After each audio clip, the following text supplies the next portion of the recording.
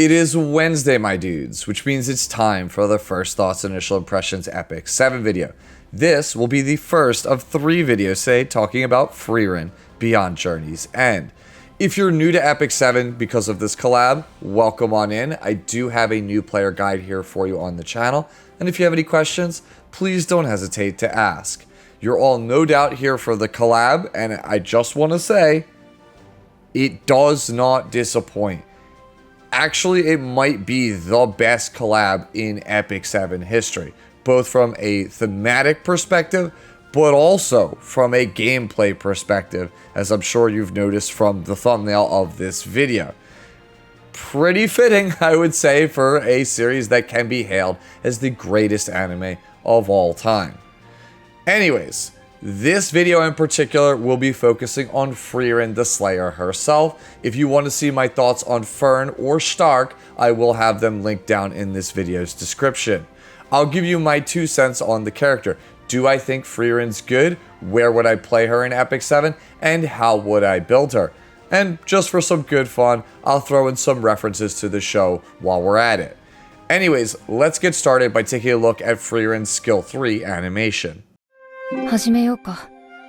言っておくけど私強いよ。嫌なことは早めに終わらせないと。私はもっと人間を知ろうと思う。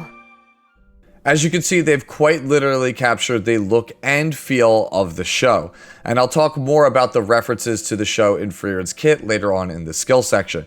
But for now, I want to give a shout out to Frieren's voiceover artist like I do in all of these impressions videos. In the Japanese dub of Frieren as well as here in Epic 7, Frieren herself is voiced by Atsumi Tanizaki.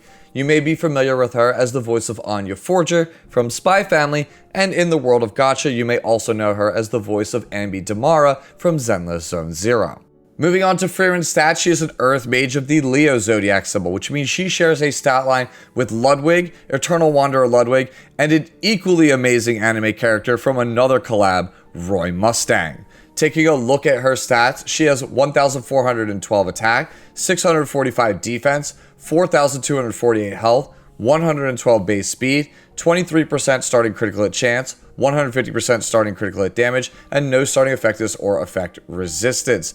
This translates to the highest attack in all of Epic 7, but it comes at a pretty steep cost of having the worst health total in the entire game. But hey, at least you have some starting critical hit chance and above average speed.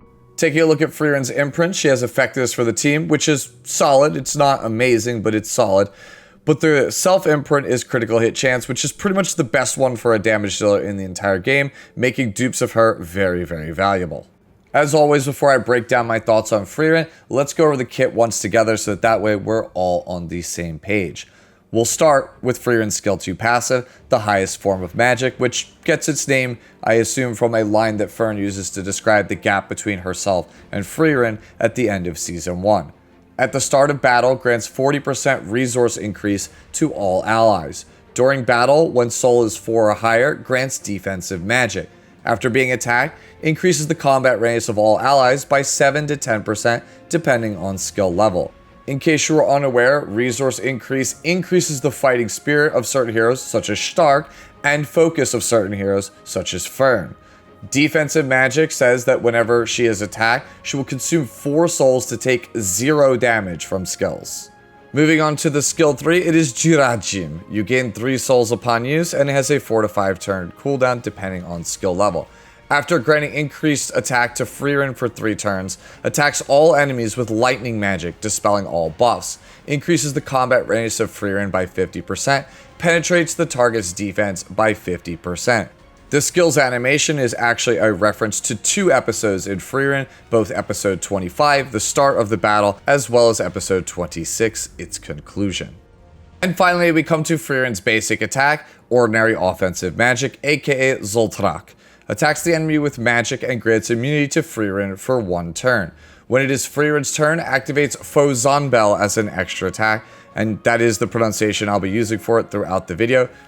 Mostly because 1, it's the easiest to pronounce, and 2, it is how it is localized in episode 25 of Frieren's English dub. Fozanbel attacks all enemies with flame magic. Damage dealt increases proportional to the amount of enemies' lost health. And then finally, the Soulburn effect for the cost of 10 souls increases the damage Frieren deals with ordinary offensive magic. Now that you know the kit, let's talk about the character. Or at least, that's what I would normally say here, but for this character in particular, we have to talk about her limited artifact that's on her banner first, because, well, it kind of completely warps the whole conversation on Frieren. But before that, a quick history lesson for those of you who are new to Epic 7 with this collab. In this game's PvP, there are several playstyles, the most popular of which is Standard. Standard implies the traditional tank plus healer plus DPS combo that is found in most RPGs. And then on the one extreme end, you have Tank Down, which is basically filled with a lot of tanks and bruisers that are trying to weather the storm of an opponent's offense. And on the other end, we have Cleave, which is the game's glass cannon playstyle. Cleave seeks to combo out a bunch of powerful abilities before the opponent ever takes a turn and completely overwhelm their defenses. In order to combo out, you usually need a bunch of souls, which are this game's version of mana. For the last 7 years, Tagahel's Ancient Book has been the best artifact for cleaving in the game, as it lets you start with 20 souls, which gives you significantly more offensive options. You could argue that Ancient Book is the best artifact in the game, period, depending on who you asked. With that context in mind, let's talk about Frieren's artifact, Mirrored Lotus Ring. This is the ring that Himmel gave her during their journey together. At the start of the first battle, grants 10 to 20 souls based on the artifact's level. This is the exact same text that is found on Ancient Book, but it gives more attack and more health than that artifact. And it also has a second ability of granting 2 souls to your team at the start of every turn. This makes this a strictly better Tagahel's Ancient Book. For reference, I currently have over 10 copies of Ancient Book at max artifact level in use on my account. This artifact just replaces all 10 of those. Every single Mirrored Lotus Ring that you pull, you should keep. You should never, ever, and I'm stressing this, never, ever fuse dupes of this artifact.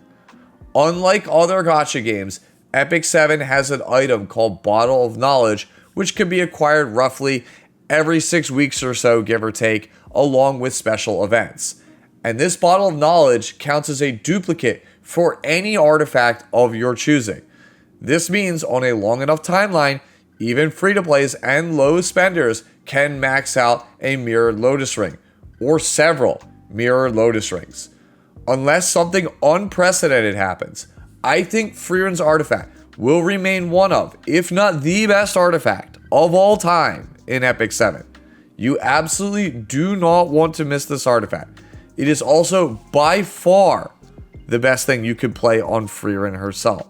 Got it? Good. Okay, let's talk about Frieren herself now. Frieren debuts in Epic 7 as a Leo Mage. Leo Mages being famous for housing a bunch of really fun wombo combo style characters such as Ludwig and Roy Mustang. These characters are almost always paired with other mages to stack up a bunch of Ancient Books and combo their abilities to wipe out teams in a flash. Frieren, like we just talked about with the artifact, is most likely no exception to this trend. Let's start by talking about her skill 3, Jurajin. This move looks really simple on the surface, but it's actually really overloaded. Most moves that grant an attack buff in Epic 7 usually only grant it for 1 or 2 turns. Jurajim, for some reason, gives 3 turns. This move is one that strips all of your opponent's buffs. Usually, those skills don't hit very hard because they're more utility than damage. Well, Frieren's AoE attack strips all buffs, and also just has 50% defense penetration, meaning that it probably hits like an absolute truck. And it also just gives you 50% combat readiness for some reason, which is going to allow Frieren to just act way sooner than a normal combo mage actually would be able to. Zoltrak is also an incredible basic attack skill for this character.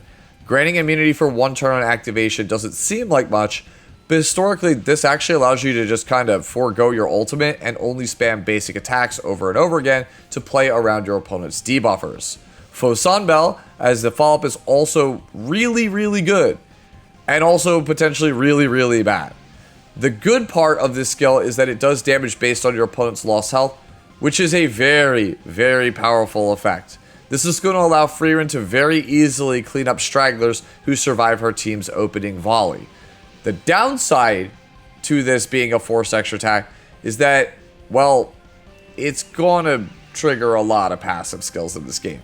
This means that heroes like Seaside Bologna and Lionheart Sirmia are going to have a field day with their powerful counterattacks. And other heroes like Rowana can just turn Frieren's damage into healing and combat readiness for their team. Basically what this means is that it's going to be really difficult to pick Frieren early in your drafts in PvP without getting punished super hard. That's okay though, as most cleave teams usually select their primary offensive mage later on in the draft to minimize counter picks. Still a very insane character, just not someone that you could use in every single match. Finally, we come to Frieren's passive, the highest form of magic. I love this passive, not only because it's really strong, but it's also an absolute home run from a flavor perspective. The resource increase gives new players a reason to use the collab units together, boosting both Frieren and Stark.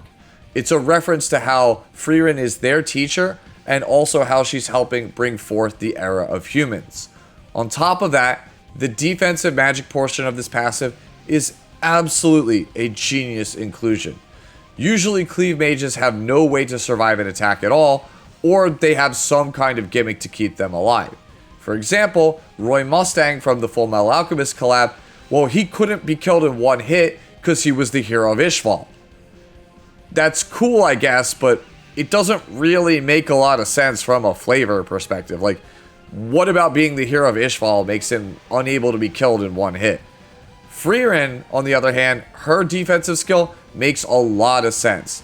Defensive magic is a skill that makes her totally immune to damage as long as she still has mana in reserve.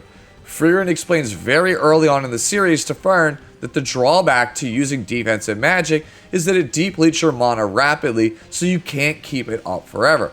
Additionally, it in no way protects you from specific debuffs. Essentially, it doesn't protect you from curses like the ones that we see Frieren succumb to in the series. The passive is just the perfect blend of function and flavor.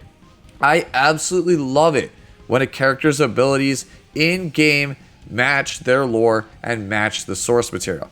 It really feels like the design team actually cared about getting things right and made sure that the character feels like it comes to life through the gameplay.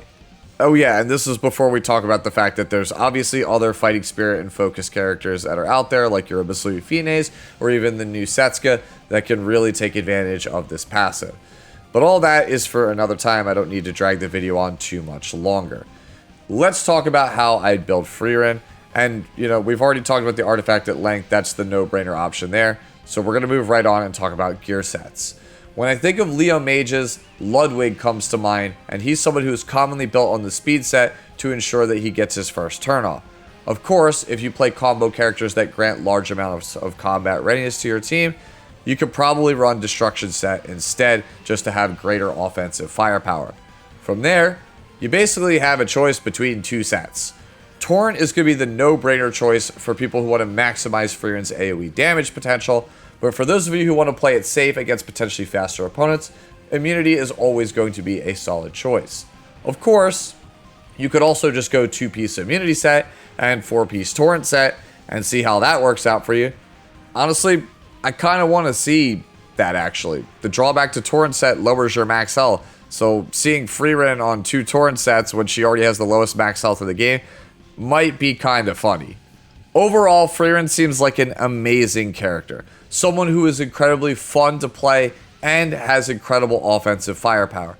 A character good for not only new players to get into the game with and clear content with, but veterans who are focused on PvP as well.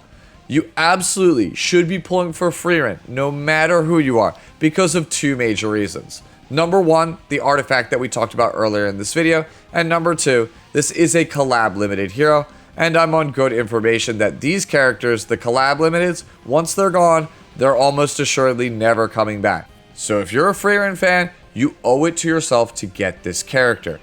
And those are my thoughts on Frieren. But now I want to hear from you down in the comments section below. How do you feel about Frieren? And more importantly, how do you feel about her artifacts?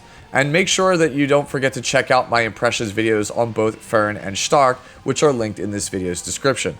And as always, enjoy the rest of your day, the rest of your week, and I'll catch you in the next one. Later now.